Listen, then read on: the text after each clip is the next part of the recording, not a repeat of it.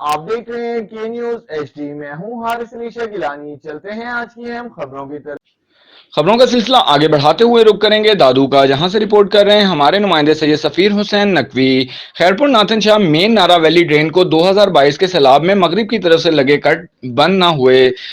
हालिया बारिश का पानी नारा वैली ड्रेन में दाखिल, पानी के बहाव में तेजी।